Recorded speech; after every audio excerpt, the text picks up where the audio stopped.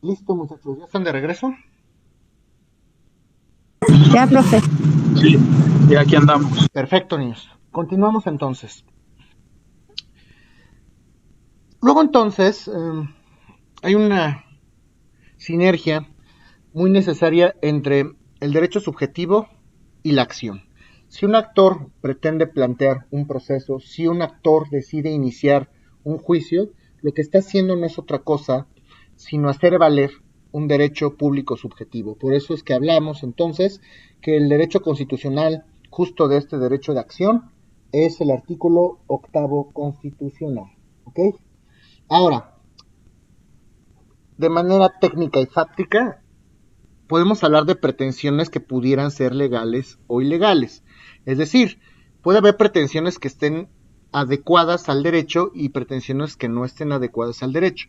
El hecho de que una persona plantee un proceso, plantee un juicio, no quiere decir que lo vaya a ganar. Eso también es muy importante. Muchos abogados, sobre todo los abogados recién egresados de cualquier universidad, que van a defender a alguna persona en juicio, asumen que por el hecho de, si yo soy demandado, por ejemplo, asumen que por el hecho de reconvenir voy a ganar el juicio.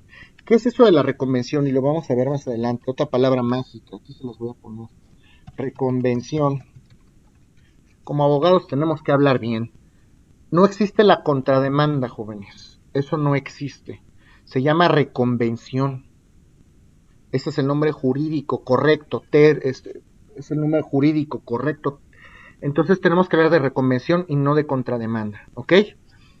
Muchos abogados creen que porque soy demandado, tengo que reconvenir para ganarle al contrario, y eso no es verdad.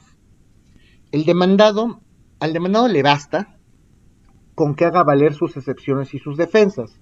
Por ejemplo, si yo demando a América y le demando 1,000,000 de pesos, yo estoy ejerciendo una acción cambia directa, a lo mejor con base en un pagaré. América no tiene que reconvenirme para ganarme en juicio, por supuesto que no. América tiene un catálogo de herramientas también como demandada que puede hacer valer en mi contra como actor. Se llaman excepciones y defensas. Vienen en el Código de Comercio, vienen en la Ley General de Títulos y Operaciones de Crédito. Por ejemplo, en ese tipo de procesos yo les voy a enseñar cuáles son esas herramientas. Está la famosa excepción de pago. A ver, espérame, Francisco. Tú me estás demandando 1,000,000 de pesos, pero yo ya te lo pagué. En este momento opongo la excepción de pago y te exhibo mis comprobantes de pago. Para acreditar mi dicho, no basta con decirlo. Tengo que exhibirte, tengo que acreditarte con elementos de convicción, juez, para que te des cuenta de que yo ya le pagué. Yo pongo la excepción de pago, que es la figura técnico-jurídica adecuada. O sabes qué, compensamos el adeudo, existe la figura de la compensación. Sí, yo no le pagué, pero hay un documento que dice, en vez de pagarle, pues iba a trabajar para él un mes, y aquí están mis comprobantes, yo trabajé para él un mes, compensamos lo que le debía con un servicio. Ah, entonces, a través de la excepción y la defensa, lo que vamos a hacer es destruir, hacer pedacitos la acción del actor. Con eso basta para que pueda ganar el juicio o el proceso como demandado. No tengo que reconvenir. Es que yo sí te pagué y además en este momento yo te reconvengo otra cantidad y te estoy pidiendo. No, a ver, se reconviene en casos muy específicos. Ustedes como abogados tienen que aprender a saber en qué casos opera o no la reconvención. Ya les platicaré de ejemplos en particular. Eso es a lo que me refiero. Es más, hay casos más lamentables todavía. Yo como actor contrato un abogado y el abogado asume que sabe mucho derecho y domina los procesos. Plantea una demanda, plantea un proceso y resulta que el demandado no contesta. Ese es el caso más trágico. Si el demandado no contesta, entonces el juicio, vamos a ver una figura que se llama el juicio en rebeldía. Esto quiere decir que el demandado pierde su oportunidad para contestar la demanda, para oponer sus excepciones y defensas. Sí, claro que ya tiene altísimas probabilidades de perder, pero no todas, no todas. ¿Ok? Todavía el demandado tiene derecho a ofrecer pruebas, aunque no haya contestado la demanda. Y supongamos que tampoco ofrece pruebas el demandado, no contestó la demanda, no ofrece pruebas, pero eso no es suficiente para que una persona gane un proceso, para que el actor gane en el proceso.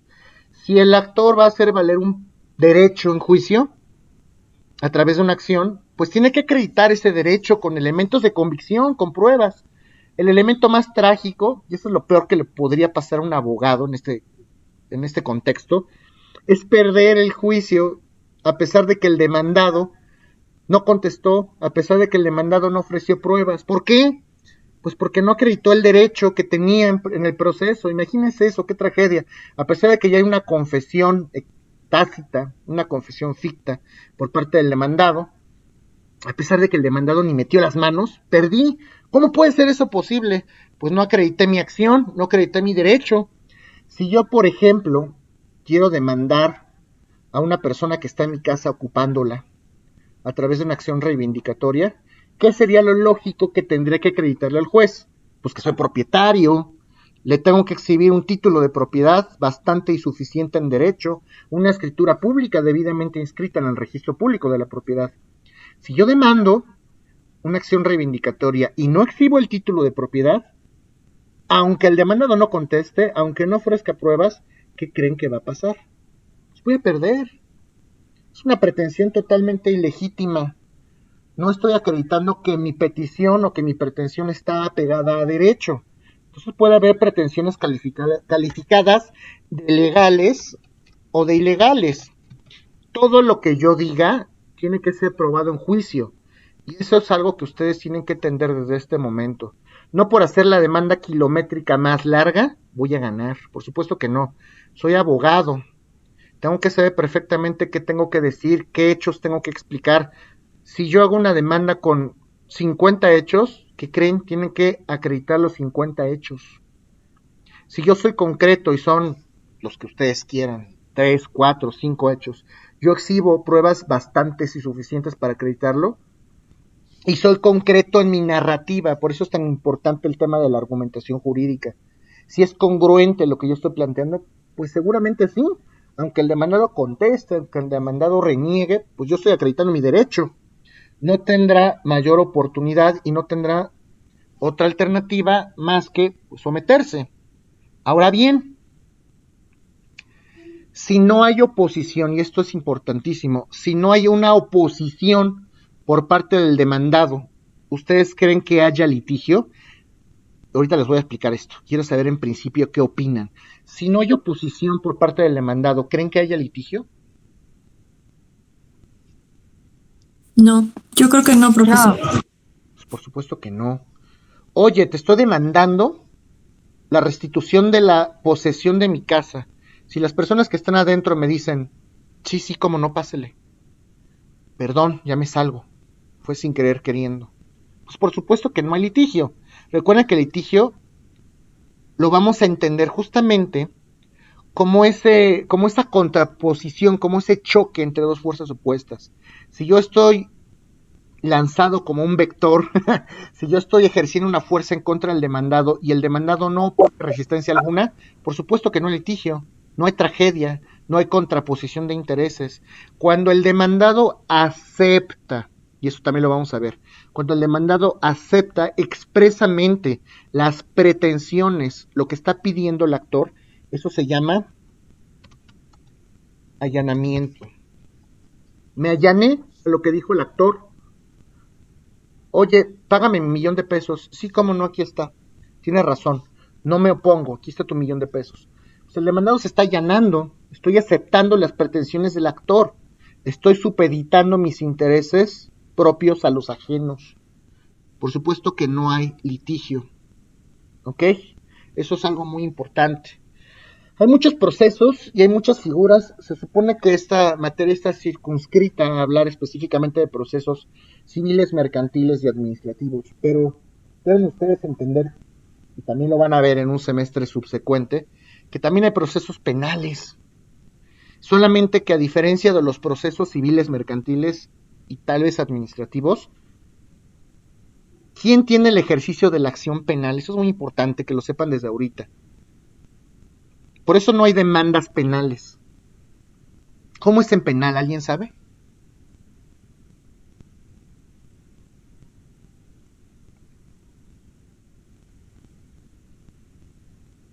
¿O a alguien se le ocurre? El tema penal, sí, bueno, ahorita. De hecho, la misma Constitución nos marca que el único encargado de perseguir un delito es el Ministerio Público y es por parte del Estado. Lo has dicho bien, parcialmente. Perseguir. Les voy a platicar cómo está esto. Si yo soy víctima de un delito en la calle, que esperemos que no, ¿qué es lo que tengo que hacer? Como está prohibida la autotutela, ¿qué tengo que hacer? Pues tengo que ir al Ministerio Público o a la Fiscalía a presentar una denuncia o querella, que son cosas diferentes. Ya hablaremos de eso.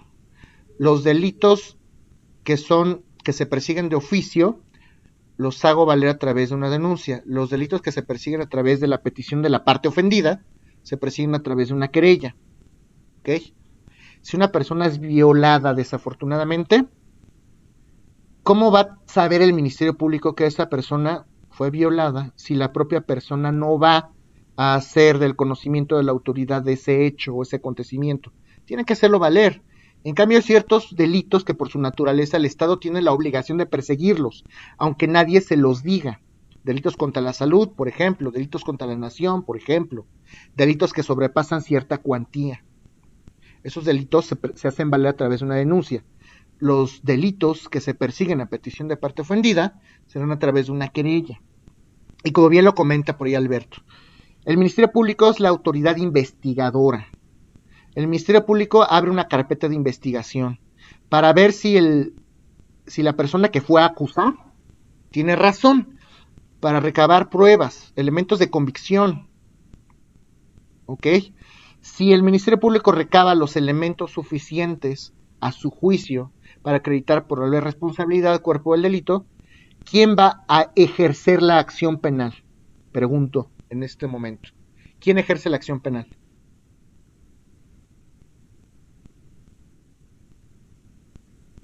Maestro, ¿puede repetir? Es que no lo entendí, se me cortó un poco el internet. Claro que sí. Si el Ministerio Público, después de haber abierto una carpeta de investigación, recaba medios probatorios, medios de convicción suficientes para considerar a su juicio que hay probable responsabilidad y cuerpo del delito, ¿quién ejerce la acción penal? ¿Quién es el encargado?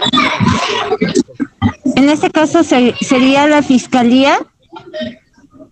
Parcialmente correcto. ¿Por qué parcialmente? La única autoridad o el único ente facultado para ejercer la acción penal es el Estado a través del Ministerio Público o a través de la Fiscalía. La acción penal en ningún momento puede ser ejercida por un particular. Nosotros como particulares lo único que hacemos es ir a acusar a los probables delincuentes. Si el Ministerio Público o la Fiscalía... Yo diría la Policía de Investigación, porque le tiene que dar la instrucción el Ministerio Público le da la instrucción a la Policía de Investigación para que indague en esa cuestión en el ejemplo que pone. Ok, la Policía de Investigación solamente es un eslabón en la investigación. La Policía de Investigación puede hacer reportes, puede hacer informes de policía, pero hay otros medios de convicción que también podemos aportar a la carpeta, pruebas periciales, entrevistas, documentos, etcétera. Ya que el Ministerio Público, a su juicio, tiene todo completito, a su juicio, el Ministerio Público o la Fiscalía ejercen acción penal. En términos que van a conocer, se dice que judicializan. Esa es la famosa judicialización. Judicializan la carpeta. Entonces yo voy a ejercer, Ministerio Público, yo, formalmente, una acción penal. Eso se llama acción punitiva del Estado. Acción punitiva del Estado. ¿Okay? ¿Por qué punitiva? La palabra punitiva viene de punición. Punición significa castigar. El Estado está ejerciendo una acción penal para que se castigue a una persona que se asume como delincuente. Todavía no lo podemos llamar delincuente porque todavía no ha sido condenado a través de una sentencia firme por parte de un juez penal. el Estado, a través del MP, está asumiendo que es un delincuente, pero en esa etapa podemos llamarlo imputado, más adelante tal vez procesado. En este momento, simple y sencillamente, el Ministerio Público va a ejercer la acción penal. ¿Y qué? Entonces yo como particular ya me quedo cruzado de brazos. Por supuesto que no. Los ministerios públicos, los particulares, podemos ser coadyuvantes del Ministerio Público. Vamos a echarle la mano al MP. Si el MP no tiene todos los medios de convicción suficientes, yo te voy a apoyar, MP. Te voy a echar la mano. Mira, por aquí hay un documento, por aquí hay 2 testigos. Entrevístalos. También son medios de convicción. ¿Ok? Vamos a ayudarle. Y también hay un asesor. Hay un asesor que propicia al gobierno justamente a las víctimas del delito. Por su parte, el abogado defensor, que podrá ser un defensor de oficio o un defensor privado, tiene que oponerse a esa pretensión punitiva que ejerce el Estado. A ver, el Estado me quiere castigar, está ejerciendo la acción punitiva a través del Ministerio Público. Yo como abogado defensor me voy a oponer a ese castigo, como defensor privado o público. ¿Ok? Solamente hay una excepción a la regla. Es rara, pero es interesante. Solo hay un caso documentado y es muy específico. Solamente en un caso la Suprema Corte de Justicia de la Nación puede ejercer acción penal de manera inmediata y se trata de delitos en materia de amparo. Eso es un caso que si quieren platicaremos más adelante. ¿Ok? Es la única excepción a la regla. Pero necesito que sepan y que quede claro que esa pretensión punitiva por parte del Estado solamente la puede ejercer la Fiscalía o el Ministerio Público. ¿Alguna duda hasta este momento? No, profesor. Ok. Bueno, vamos a hablar un poco Yo sí más tengo de la una duda. pretensión. ¿Duda? ¿Tienes duda, Martín?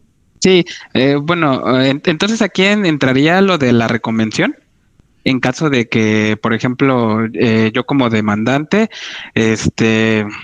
demando a la otra persona, pero en ese caso no, la demanda no, pues sí, cosa que no, que no haga como favor hacia mí, y entonces él me podría hacer la reconvención de la demanda.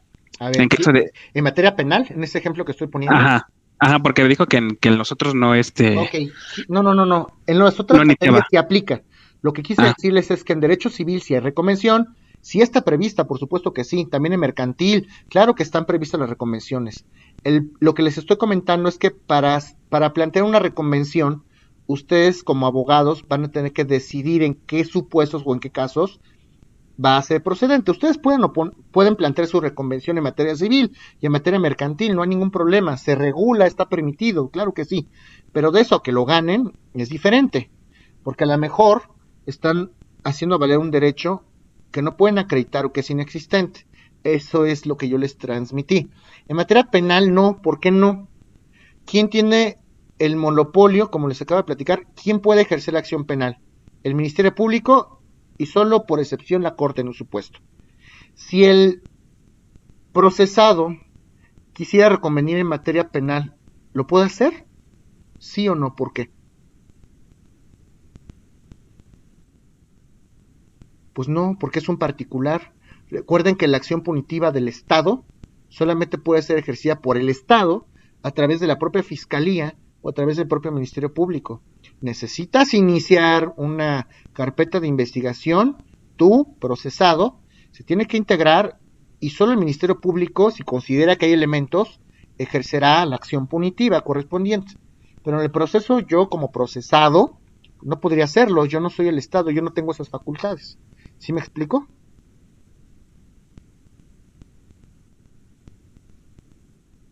¿Alguna duda referente a esto que comenté? No, supongo, profesor, que el compañero tal vez a lo que se refería es que, un ejemplo, si a mí me ponen una denuncia por, no sé, por acoso, por ejemplo, y finalmente después de la investigación se decreta que yo no soy responsable, que no existe tal delito, no se puede considerar una reconvención el hecho de que yo pueda exigir la reparación del daño moral, ¿no? Por finalmente haberme difamado. Si tú quieres demandar daño moral, es toda tuya la cancha civil. Puedes irte a demandar daño civil, daño moral en materia civil. Ahí lo puedes hacer. De hecho, uno de los requisitos para acreditar el daño moral es justamente que haya surgido un hecho ilícito. Un hecho ilícito, podemos entender que un delito es un hecho ilícito. Ejemplo, tengo un proceso así yo. Una niña que tiene 40 días de nacida, le duele el estomaguito, la llevan al hospital y a algún inteligente se le ocurre atornillar mal un aparato de rayos X y porque él mismo lo decidió le saca una placa de rayos X, se desatornilla el aparato y se le cae en la cabeza y deja mal a la niña para siempre. ¿Qué es eso? ¿Penal o civil? ¿O ambas? Pues ambas. ¿Qué hicieron los papás? Pues primero denunciaron penalmente al radiólogo y por supuesto que procedió por lesiones y condenaron al radiólogo. Por supuesto que sí. Ahora bien, ¿qué pasó después de eso? Se demanda en la vía ordinaria civil el daño moral. Uno de los requisitos es que haya surgido un hecho ilícito. ¿Cómo acredito ese hecho ilícito? Pues con una copia certificada de toda la, que esa entonces era averiguación previa, de toda la averiguación previa y de todo el proceso penal. Aquí está acreditado plenamente que sí está cometido el hecho ilícito. Entonces al final, después de haber cumplido varios requisitos, condenan al demandado a que pague una indemnización al hospital por este daño moral. Más o menos así. No sé si me di a entender. Sí, profesor. Ok. ¿Alguien más? ¿Alguna otra duda? Bueno. Sigamos hablando entonces de esto llamado pretensión. Cuando nosotros como actores vamos a plantear una demanda, vamos a demandar, vamos a iniciar un juicio, lo vamos a hacer naturalmente a través de un escrito inicial de demanda, y en ese escrito inicial de demanda, adelante, Alberto, ¿tienes por ahí alguna duda? Ok. No, profe, disculpe, no, ninguna. No, no te preocupes. Uh-huh. Y entonces, en ese escrito inicial de demanda, vamos a insertar o vamos a poner un capítulo de pretensiones, concretamente que le pido al juez. Cuando ustedes como abogados vayan a plantear una demanda, se sugiere que tomen en consideración algunos temas, se sugiere que tomen en consideración algunas circunstancias. Número 1, si yo voy a demandar, lo primero que tendría que pensar o que tomar en consideración para plantear mis pretensiones es la existencia de un derecho. Si yo voy a demandar es porque yo asumo que sí tengo un derecho que defender en juicio, si no, no tendría sentido. Obviamente tienen que investigar, tienen que saber derecho, o si no, consultar a un abogado que sepa derecho para que les diga realmente si ustedes tienen derecho o no. Como el clásico ejemplo, ya bien sabido por todos, hasta memes han hecho con esto. Oiga, licenciado, es que si yo llevo viviendo 15 años en la casa, ¿verdad que puedo quedarme con ella? No, por supuesto que no. Por supuesto que hay un juicio por supuesto que hay un juicio de prescripción adquisitiva en el Estado de México llamado usucapión, claro que lo hay. Pero a ver, tienes que reunir ciertos requisitos. Tienes que acreditar que tu posesión es de manera pública, pacífica, continua, ininterrumpida. Si tú no acreditas eso, pues por supuesto que no. O si tu posesión es derivada de un contrato de arrendamiento o de comodato, alguna situación de esas, pues claro que no, porque está documentado que tu posesión deriva de otro acto jurídico. A ti no te transmitieron el derecho de disponer, de disposición del inmueble. El derecho de propiedad se divide en 3 derechos: de uso, de goce y de disfrute. Tú no tienes el derecho de goce, no puedes actuar como propietario. Entonces no se puede. Entonces tienen que documentar y tienen que considerar perfectamente la existencia de ese derecho, del derecho que pretenden hacer valer a través de la pretensión. Para ello, pues obviamente va a haber una versión de los hechos, va a haber una opinión subjetiva, obviamente. Va a haber una opinión subjetiva por parte de la persona que pretende hacer valer la existencia de un derecho. Yo creo que sí tengo el derecho, ya me asesoré, entonces pues vamos a hacerlo. Ya que se asesoraron, ya que consideraron que sí existe un derecho a su favor, que lo pueden hacer valer en un proceso, ahora sí, a través de un escrito inicial de demanda, ustedes plantean sus pretensiones, o su pretensión, ¿ok? Y como les he comentado, esto lo van a hacer a través de una acción. ¿Cuál es la acción adecuada para poder hacer valer mis pretensiones? Lo mismo que les he dicho. Si yo quiero, yo sé que yo tengo derecho a heredar el patrimonio de mi madre, pero si yo quiero hacer valer esa herencia a través de una acción confesoria, olvídenlo, ni siquiera me van a admitir mi demanda. La acción confesoria es para otra cosa. La acción correcta tendría que ser una acción sucesoria. Ya que está clarísimo que ustedes sí tienen el derecho, que ustedes han considerado esta opción, ya que está correctamente planteada su pretensión en el papel, en la demanda, tienen que escoger cuál es la acción adecuada. Vamos a verlo, no se preocupen. Para que al final ustedes puedan ver plenamente satisfecha la pretensión que ustedes le pidieron a la autoridad jurisdiccional. Esa pretensión, estos derechos. Si yo sigo este caminito, si yo ya documenté mi derecho, si yo ya sé que lo tengo, si yo ejerzo la acción correcta, si tengo los medios de convicción suficientes, seguramente al final del proceso pues voy a obtener una sentencia favorable. Es todo un cúmulo de decisiones que como abogados tenemos que tomar en torno a esto de los procesos. Si está claro, esto que estoy comentando es muy importante, o hay alguna duda.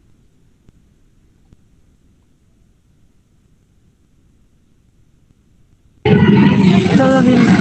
Ok. Recuerden entonces ustedes, y recapitulando, que proceso y litigio son dos acciones, o son dos figuras, dos instituciones totalmente diferentes en el mundo del derecho.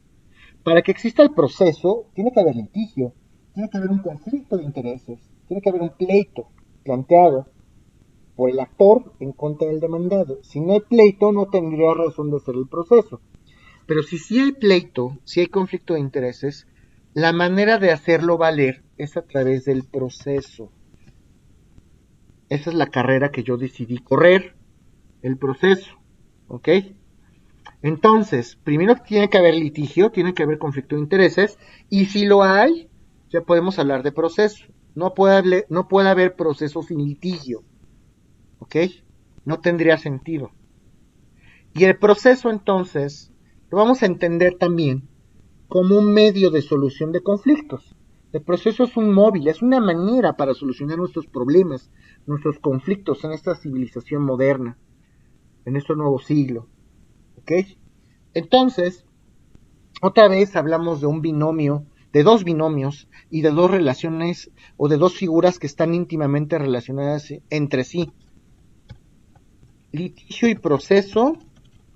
Tiene que haber un litigio para que pueda darse un proceso. Pretensión y acción. Si yo pretendo reclamar un derecho en juicio, lo tengo que hacer a través de una acción necesariamente. ¿Está claro esto? Sí. Bueno. Sí. Hasta ahí dejamos eso. Ahora vamos a empezar a platicar de medios de solución de conflictos. Vamos a empezar a hablar de la autotutela. Muy importante esto que vamos a platicar de la autotutela. Volvemos otra vez a este señor, a Carneluti, Francesco Carneluti. Recuerden ustedes que la autotutela significa que las partes que tienen un problema, que tienen un conflicto, lo van a resolver por sí mismos, ¿ok? La autotutela, hacer justicia por la propia mano, está prohibida en términos del artículo constitucional. Yo no puedo hacer justicia por mi propia mano. Lo que sí puedo hacer es tratar de extinguir el conflicto por mí mismo, de una manera legítima, no ilegítima. Si yo no puedo solucionar el conflicto por mis medios, por los medios que están permitidos por la ley, entonces tendré que acudir a un tercero. ¿Y cuáles son esos medios que pueden estar permitidos por la ley? Es justamente lo que vamos a ver. Antes de irme a juicio, en pocas palabras, ¿yo qué puedo hacer por mí mismo para evitar ese tedioso y largo juicio? Por eso hablamos de Carneluti y de una figura que se llama los equivalentes jurisdiccionales. Carneluti hablaba de los equivalentes jurisdiccionales.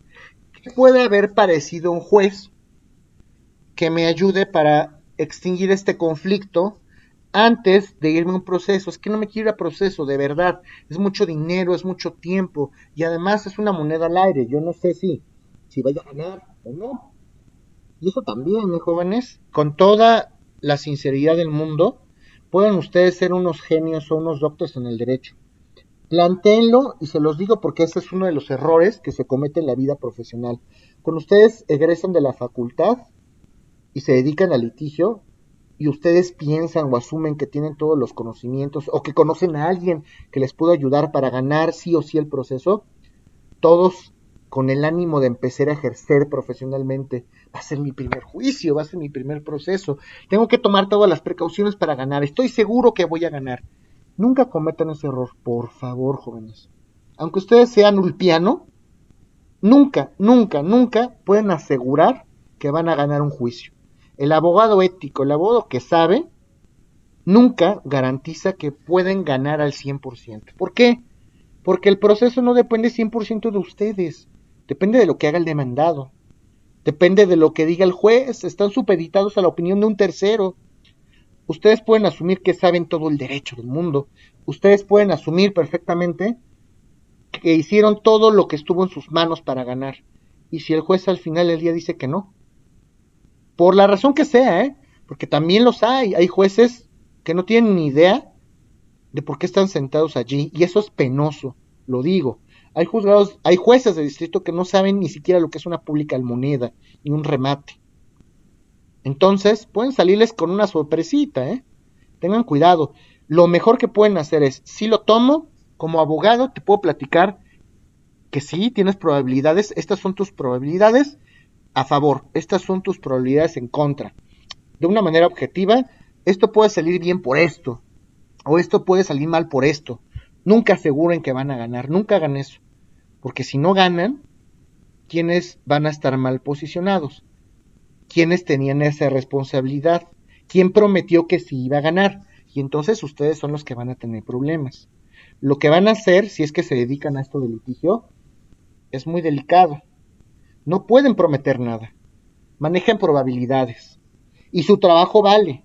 No permitan, por favor, que les paguen a resultas, porque ustedes ya invirtieron tiempo en estudiar un asunto, ustedes ya invirtieron tiempo en hacer una demanda, ustedes ya invirtieron tiempo en ir al juzgado, con esto de la pandemia formarse 3 horas, checarlo diario, irse a pelear con el actuario, con la secretaria de acuerdos, con el archivo, todo eso vale, y no pueden supeditar su trabajo a resultas, o a que ganen o pierdan. Entonces, esa es la moraleja. Valorar, cuantificar adecuadamente el trabajo. Yo te voy a cobrar por un servicio y este servicio consiste en esto. ¿Ok? Yo no te puedo asegurar. Yo te puedo decir qué puede pasar si hacemos esto o no. Claro que si ustedes cometen un grave error en el proceso, se les va por ahí un plazo para contestar la demanda, para ofrecer pruebas, pues qué delicado. Eso sí es responsabilidad plenamente de ustedes. Por eso los abogados trabajamos con plazos, con agendas, sin miedo, Yo sé que ustedes a lo mejor están muy acostumbrados a manejar agenda electrónica, además, yo, digo, no sé si es bueno o mal consejo, no tengo idea, pero yo en lo personal trabajo con una agenda física y tengo agendados todos mis plazos, y siempre, si sé que se me va a vencer mañana, pongo en la agenda que se me vence 1 o 2 días antes, porque trabajar con plazos, si no lo saben hacer, si no saben manejar esta carga, esta tensión, puede convertirse en su peor pesadilla. No solo con ustedes mismos y en su ejercicio profesional, sino con su cliente. El enemigo número 1 de un proceso no es el contrario, es su cliente. Y asúmanlo así. Documenten todo, no prometan nada y sean muy claros al momento de trabajar. ¿Ok? Es algo que no se los dicen en la escuela, pero creo que tenía que decirse.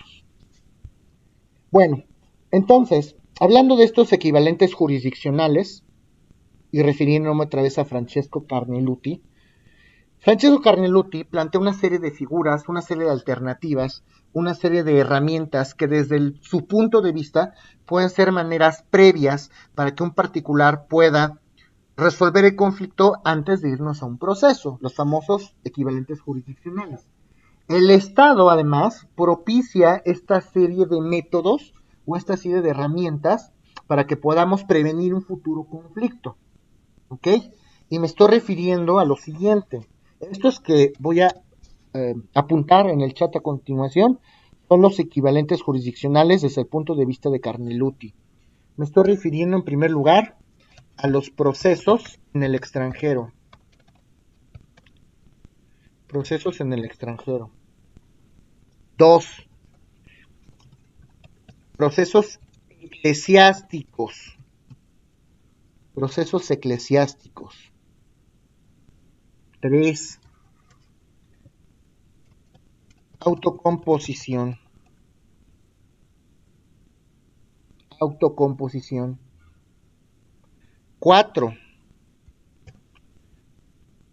Composición procedimental. Composición procedimental. 5. Conciliación. 6. Arbitraje. Estos son los equivalentes jurisdiccionales que existen desde el punto de vista de Francesco Carneluti. Si estamos hablando de la autotutela, entonces estamos hablando de formas para solucionar los conflictos por medio de uno mismo, de manera lícita, sin que tenga que hacer justicia por mi propia mano, antes de irme a pleito. ¿Eso se entiende o no se entiende? ¿Sí entienden eso que estoy comentando? Sí, profesor. Oiga, entonces, la mediación se equipara igual a lo que son los procesos extranjeros o las composiciones procedimentales o algo así. Ojo con lo que les voy a comentar ahorita. Es muy importante. Recuerden ustedes que estamos a la luz de la opinión de Francesco Carneluti. Esto es lo que opina Carneluti, ¿eh? Esto es justamente lo que opina Carneluti. Pero la ley también es muy clara en ese sentido. Cuando veamos las formas heterocompositivas de solución de conflictos, que también lo vamos a ver más adelante, vamos a hablar a detalle de la conciliación, de la mediación y del arbitraje, que son figuras totalmente distintas a esto. En la conciliación, en la mediación y en el arbitraje sí interviene un tercero para solucionar conflictos. Podemos decir entonces que la conciliación, la mediación y el arbitraje son métodos heterocompositivos de solución de conflictos. Autocompositivos es que una persona pretende solucionar el conflicto por sí mismo. Si yo no puedo, entonces solucionar el conflicto, voy a acudir a un tercero. Y ese tercero puede ser un conciliador, un mediador o un árbitro, o un juez incluso. Entonces, estas tres figuras en particular, doctrinalmente podemos entenderlas como medios heterocompositivos de solución de conflicto. Esto que les estoy diciendo, estos llamados equivalentes jurisdiccionales, son la opinión de Francesco Carneluti. Aunque en el futuro podamos entender que no son del todo medios autocompositivos de solución de conflictos. ¿Sí me di a entender o no? ¿Y por qué no son medios? Porque, por ejemplo, en la conciliación interviene un tercero que se llama conciliador. En el arbitraje interviene un tercero que se llama árbitro. Entonces ya no se autotutela. Entonces ya tuvo que intervenir un tercero para solucionar tu conflicto. Ok. ¿Por qué lo piensa entonces de esta manera Carneluti? ¿Por qué Carneluti dice que esto es autotutela? Porque para Francesco Carneluti, la única manera que existe para solucionar un conflicto de manera heterocompositiva es el proceso. Todo lo demás para Carneluti es autotutela. ¿Ok? Por eso es que si yo no tengo que acudir a un juez, para Carneluti acudir a un conciliador es autocomposición o es autotutela. ¿Ok? Esa es la opinión del autor. Podemos diferir o no. Eso ya es de cada quien. ¿Ok? Por eso es que Carneluti los llama como equivalentes jurisdiccionales. Porque va a haber un tercero que se siente a ver si podemos, que se siente apoyarnos a ayudar a resolver ese conflicto. Desde el punto de vista de Carneluti, lo vamos a ver ahorita, hay terceros. Por ejemplo, vamos a empezar con esto. En un proceso extranjero, aquí sé que no han llevado derecho internacional privado, pero voy a referir una figura. Las normas de reenvío. ¿Qué es esto? Hay figuras o instituciones del derecho que sí están previstas en otros estados, pero no están previstas en otros estados. Por ejemplo, y voy a poner este ejemplo de la manera más objetiva posible. Antes, aquí en la Ciudad de México, no se permitía el matrimonio igualitario, no se permitía el matrimonio entre personas del mismo género. ¿Qué pasaba entonces? En otros países sí. Imagínense que dos personas se casan, dos personas del mismo sexo se casan en Holanda, donde sí está permitido ese matrimonio, y quieren hacer valer su matrimonio igualitario aquí en México, pero en México no está previsto todavía el matrimonio igualitario. ¿El juzgador mexicano podrá resolver ese conflicto? Pues no, porque aquí no está prevista esa figura. Lo que hace el juez mexicano en ese supuesto es reenviar ese conflicto a un juez de otro país, y eso se le llama reenvío en primer grado. Oye, juez canadiense, ¿qué crees? Aquí no, en mi país no se prevé el matrimonio entre personas igualitarias. Tú sí, en tu derecho sí se permite, y entonces retoma el asunto el juez canadiense. Pues fíjate que aquí tampoco. Entonces voy a tener que canalizar este problema a un juez de otro país. Oye, juez inglés, en tu derecho sí se permite, pues aquí tampoco. Y entonces llevamos un reenvío en segundo grado, en tercer grado, hasta que aterriza, por ejemplo, en los Países Bajos. Oye, Hungría, no sé, aquí se permite el matrimonio igualitario. Sí. Ah, entonces tú sí puedes conocer y resolver este asunto. Sí, sí puedo. Perfecto. Es la figura del reenvío. Y esto es un equivalente jurisdiccional según Carneluti, un proceso en el extranjero. ¿Sí me doy a entender o no? Ok. Alcalá Zamora y Castillo, de hecho, concuerda con el propio Carneluti al hablar de los procesos extranjeros y de los procesos eclesiásticos, al hablar de equivalentes jurisdiccionales.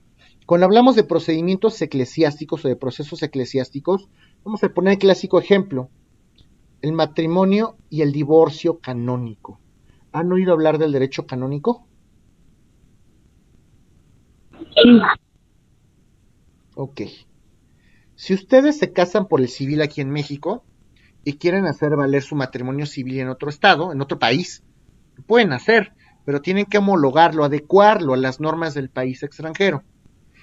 Si ustedes se casan por la iglesia aquí en México, pues se están casando bajo las leyes de la iglesia, bajo las leyes del derecho canónico.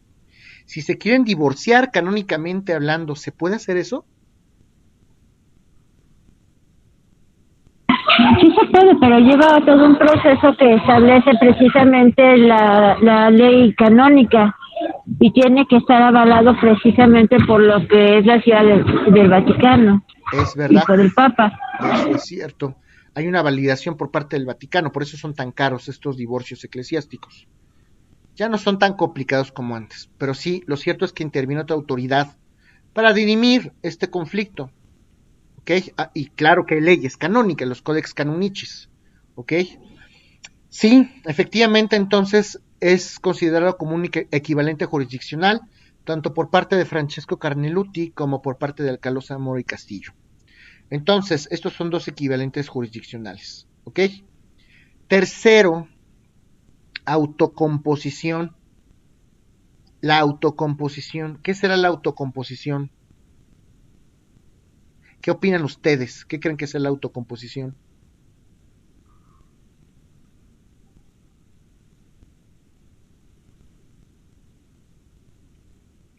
Antes de acudir a un tercero para que extinga mi conflicto, para que dirima mi conflicto, pues voy a acudir justamente con la persona con la que tengo el conflicto.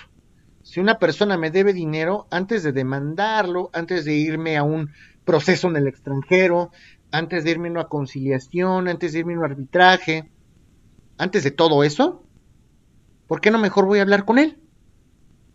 No involucramos a ningún tercero, a ver si se puede. A lo mejor llegamos a algún acuerdo, oye, ¿por qué no me has pagado? ¿Qué pasa? ¿Tienes problemas económicos? Pues bueno, podemos platicarlo a plazos. Si se puede hacer eso, pues ya está. La composición procedimental. Podemos poner reglas para esta solución e incluso podemos documentar esa manera de solución de conflictos. Y bueno, es menester ahorita hablar justamente de medios de solución de conflictos, de la conciliación, de la mediación, del arbitraje, que les repito, como les dije hace un momento, para Carneluti y para Alcalá Zamora y Castillo se les consideran como equivalentes jurisdiccionales, pero no quiere decir que en la doctrina lo sean, eso es importante, pero es momento justamente de hablar de ello, de la conciliación, de la mediación y del arbitraje. Son tres figuras totalmente diferentes y son interesantes. Lo que deben de saber es que ni el conciliador, ni el mediador, ni el árbitro son jueces. Y si no son jueces, no pueden exigir el cumplimiento de sus resoluciones a través de la fuerza. Esta característica de la norma jurídica se llama coercibilidad. Que las resoluciones sean coercibles. Una resolución sea coercible significa que pueda hacer valer esa resolución a través de la fuerza. Puede exigir el cumplimiento de esa obligación a través de la fuerza. Eso es importante. El mediador simplemente es un tercero que se llama mediador y que simplemente va a intervenir cuando tiene que intervenir. El mediador ni siquiera va a proponer posibles soluciones al conflicto. Probablemente intervenga cuando las partes se falten al respeto, probablemente intervenga para promover esta solución de conflicto antes de llegar a la instancia jurisdiccional, y se va a meter cuando sea necesario, cuando alguna de las partes abuse, cuando alguna de las partes grite, cuando alguna de las partes se quiera pasar de lista o quiera hacer valer un derecho y el otro se encuentra en estado de indefensión. Sí se va a meter el mediador. Oye, esto no es justo, para el contrario. Si van a proponer algo, propongan cosas equitativas y proporcionales para ambos. Ese es el mediador. El conciliador va a ser el tercero que sí va a proponer soluciones. Oye, bajen la guardia, marido, esposa. Estamos hablando de la pensión de sus hijos. El señor está proponiendo 15,000 pesos, no puede dar más. Gana 30,000 pesos, es la mitad de su salario. Tú también agarra la onda. No pidas 55,000 pesos de pensión porque pues con qué va a vivir, ¿no? Entonces ahórrense, por favor, un pleito. El conciliador sí va a proponer soluciones. Y generalmente la conciliación ya se da en los procedimientos. Ya lo vamos a ver cuando platiquemos de los procedimientos. Van ustedes a poder notar que durante el procedimiento, antes de entrar a la etapa probatoria, tenemos una parte que se le llama la etapa conciliatoria. Y nos van a sentar con un conciliador que va a proponer posibles soluciones. Si podemos solucionar ahí nuestro conflicto, pues enhorabuena. Vamos a hacer un convenio que tenga una categoría de cosa juzgada, cual si fuese una sentencia. Y si no, pues nos vamos a pleito. El mediador, ya vamos a hablar del mediador también más adelante. Incluso hay un centro de mediación ya aquí en la Ciudad de México, en el estado, y todos los tribunales locales ya tienen un centro de mediación donde podemos acudir con un mediador y el mediador va a documentar nuestro arreglo a través de un convenio. También tiene fe pública y estos mediadores se van a inscribir ese convenio en un registro, en una base de datos, y si alguna de las partes incumple lo acordado, pues simple y sencillamente se va a hacer valer en la vía judicial ese convenio. La ventaja del convenio que es el mediador es que tiene la categoría de sentencia ejecutoriada, cual si fuera cosa juzgada. ¿Hasta aquí me van entendiendo? ¿O hay algún tema? ¿O hay algo que no quede claro? Entonces el mediador va a tratar de hacer a través del razonamiento que las partes puedan llegar a un arreglo. Y eso va a ser a través de un convenio. El mediador solamente va a intervenir cuando alguna de las partes que pretende negociar se encuentra en estado de indefensión o en estado de vulnerabilidad. La diferencia entre el mediador y el conciliador es que el conciliador sí propone soluciones para dirimir el conflicto, el mediador no. Pero si yo me arreglo con el mediador sí puede hacer un convenio, se va a inscribir, se va a dar de alta y ese convenio tiene la categoría de sentencia definitiva. Solamente, si alguien incumple ese convenio, solamente es cuestión de hacerlo valer en la vía judicial. El incumplimiento, claro está. ¿Sí? Ok, sí, gracias. Ok, ¿alguien más?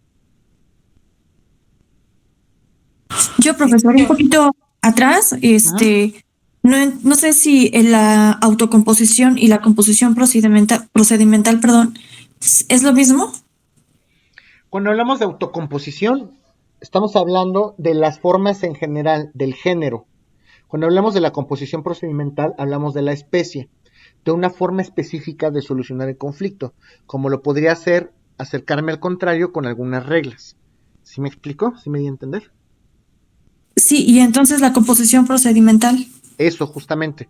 La composición procedimental es una alternativa o es un medio o es una forma que yo de manera individual voy a practicar o voy a hacer para dirimir mi conflicto con reglas que podemos establecer las propias partes. Solo los involucrados, ¿ok? Solo el acreedor y solo el autor.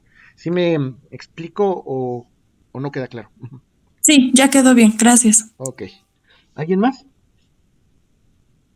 Yo, profesor, no terminé de escuchar, bueno, entender bien. En la mediación se va a intervenir cuando alguna parte, ¿qué, perdón? Cuando alguna de las partes en la mediación se encuentra en estado de indefensión, o alguna de las partes se encuentre vulnerable, o alguna de las partes quiera proponer algo injusto, o algo desapegado a la norma, el mediador sí va a intervenir. Claro que va a intervenir, pero la intervención es menor, es solamente para... El mediador lo que va a hacer es propiciar la igualdad entre las partes. Si alguna de las partes propone algo que está fuera de lugar o que es desproporcionado, el mediador va a intervenir y va a decir esto no es jurídico, esto no es legítimo. En cambio, el conciliador sí va a proponer posibles soluciones, el mediador no. ¿Sí me explico? Sí, ya me quedó claro, gracias. Ok, ¿alguien más? Ok, niños. Agradezco muchísimo su tiempo y pues ni hablar, nos vemos el lunes, nos vamos a soñar. Nos vemos el lunes ahora sí de manera presencial para continuar con laboral, ¿ok? Gracias, profesor. Gracias, Gracias, profesor. Buen día, hasta luego. Buen día. Gracias, profesor. Bye. Gracias, niños. Hasta luego. Hasta luego, buen día. Hasta luego.